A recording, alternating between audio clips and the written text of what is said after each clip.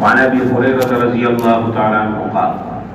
حضرت ابو هريره رضي الله تعالى عنه نے روایت سے فرمایا قال رسول الله صلى الله عليه وسلم رسول الله صلى الله عليه وسلم ارشاد مبارک من زرعه القيء یو سړی ته خپل باندې الټی راځي وهو صائم او د روزدار فليس عليه قضاء نو د باندې دغه روزي قضا نشته ومن استقى عمدا فليقضي او یو سړی قصدن عمدن الټی وکړي نو د دغه روزي قضا راځي رواه ترمذی دا روایت امام ترمذی رحمت الله علیه په ترمذی شریف کې راوستل حضرت ابو هريره رضی الله تعالی عنہ نے روایت ہے فرمایا چې رسول الله صلی الله علیه وسلم ارشاد مبارک چا باندې چې خیر غالب راځي مطلب دا دی وشړی الټی وکړي او دته خپل روزه بیا د خود د باندې دغه روزي قضا نشته مطلب دا دی چې په دې سره د روزه نه ماتي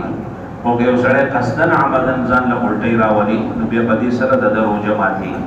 عام طور سره زموږ د خلکو په ذهن کې دا مسله ده چې په الټو سره روزه ماتي په دې مسله باندې ځان پوهیږي چې په الټو سره روزه نه ماتي یو سړی ته الټی راځي یا یو سړی د باندې کس هغه د دې تکلیف لري روپلې هغه ځړي وبراسي بار بار وبراسي یا چې کوم نه هغه الټی راځي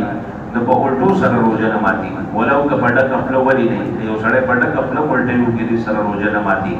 لیکن که یو سړی قصدن عمدن الټی راولي لکه حال کې وو دقت کړو یا چې او فوق ته او در الټی راځي نو په داسې الټو سره روزه ماتي یا مثلا یو سړی ته خپل باندې الټی راځي پډه خپل الټی او چې څنګه دې خپل نه راځي الټی واپس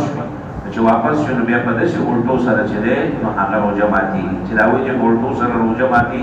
هغه بیا داسې الټی چې مثلا باندې خلک هغه خپل الټی راځي او وی نه کړو هغه ټک خپل باندې الټی هغه واپس شنو په داسې الټو سره روزه ماتي